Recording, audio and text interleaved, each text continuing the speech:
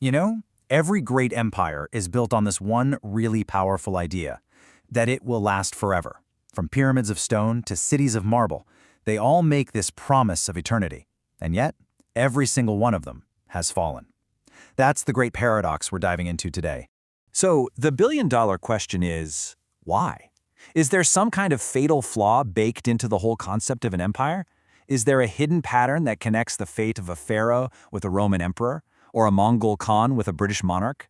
It's a mystery historians have been wrestling with for centuries, and today we're going to try to find some answers. So here's our game plan.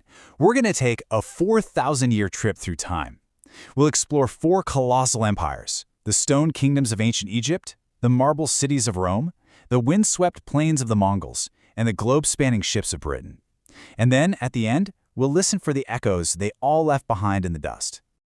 Okay, let's kick things off in the cradle of civilization, with the very first great kingdom the world had ever seen.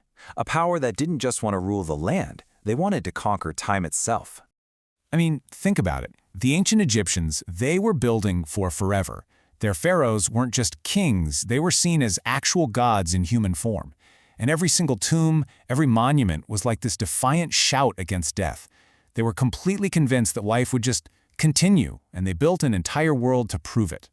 And for millennia, it really seemed like their vision of eternity was going to hold.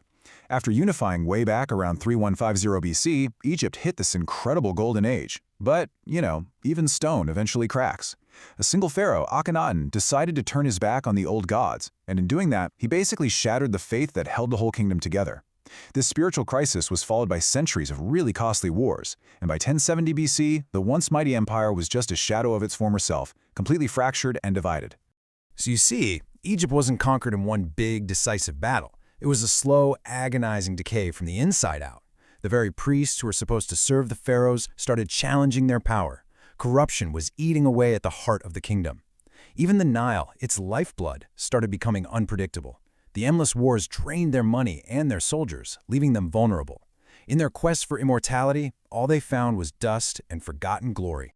From the sands of Egypt, let's jump forward to an empire whose legacy is, well, it's all around us.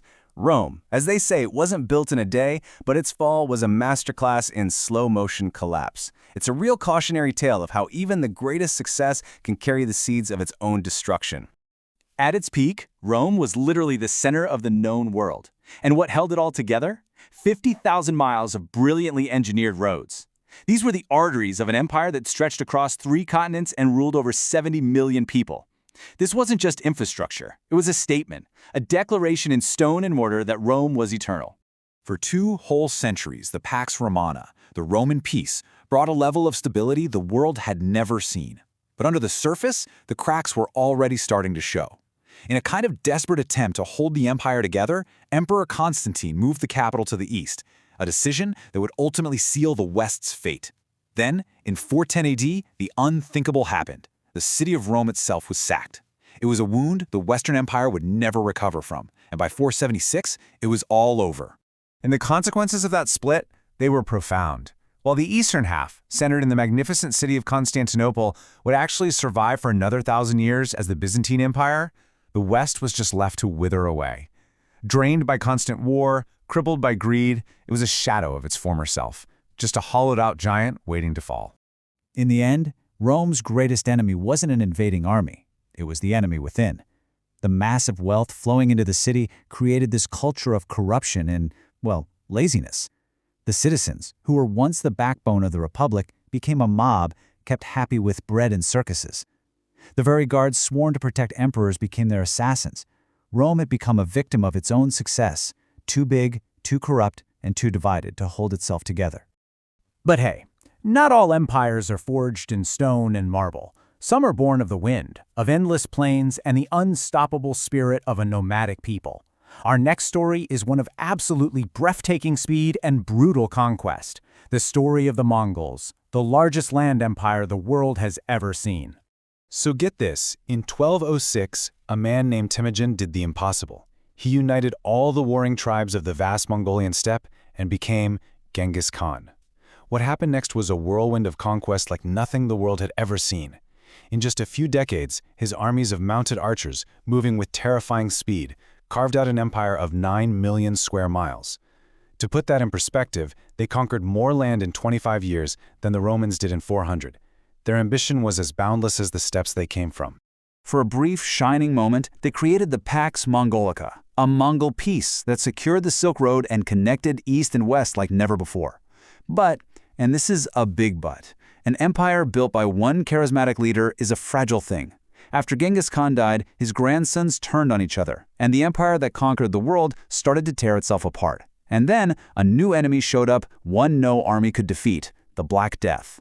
The plague swept across their lands, shattering their trade networks and plunging the empire into a darkness it would never emerge from. See, the Mongols were brilliant conquerors, but they really struggled to be effective rulers. The very things that made them unstoppable on the battlefield, their nomadic lifestyle, their decentralized command, turned out to be a huge liability when it came to governing huge, settled populations. Civil war, peasant revolts, and a growing disconnect between the Mongol elite and their subjects all chipped away at their power. In the end, the empire built on wind was scattered by the winds of change.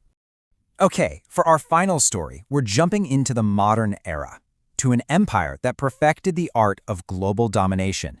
An empire so vast it was famously said the sun never set on it.